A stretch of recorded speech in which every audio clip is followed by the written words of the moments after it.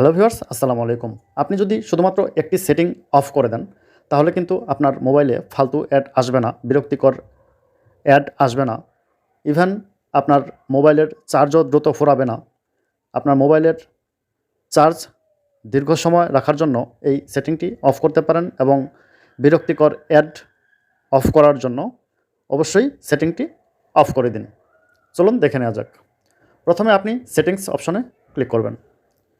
Click করার পর আপনি স্ক্রল ডাউন করে নিচে গিয়ে অ্যাপস নামে একটি অপশন পেয়ে যাবেন, এখানে ক্লিক করে দিবেন। ক্লিক করার পর দেখতে পাচ্ছেন এখানে সকল অ্যাপসগুলো আপনার শো করছে।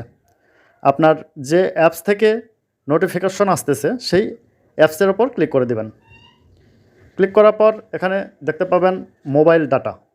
অনেকের মোবাইলে মোবাইল ডাটা অ্যান্ড ওয়াইফাই নামে অপশনটি থাকতে পারে। আমার এখানে মোবাইল ডাটা নামে অপশনটি রয়েছে, এখানে ক্লিক করে দেব।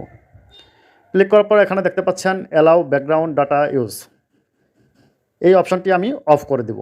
অফ করে দিলে এখানে এই অ্যাপ থেকে আর কোনো নোটিফিকেশন অ্যাডস আসবে না, তো বিরক্তিকর কোনো অ্যাডস আসবে না, যার ফলে অ্যালাউ ব্যাকগ্রাউন্ড ডাটা অফ থাকার কারণে আপনার মোবাইলের চার্জ দ্রুত ফুরাবে না। তো একইভাবে আপনি অন্যান্য অ্যাপসগুলোও একইভাবে এই অপশনটি অফ করে দিতে পারেন। সাপোজ গুগলে প্রবেশ করছি, মোবাইল ডাটাতে প্রবেশ করছি, অ্যালাউ ব্যাকগ্রাউন্ড ডাটা ইউজ এটা অপশনটি অফ করে দিচ্ছি।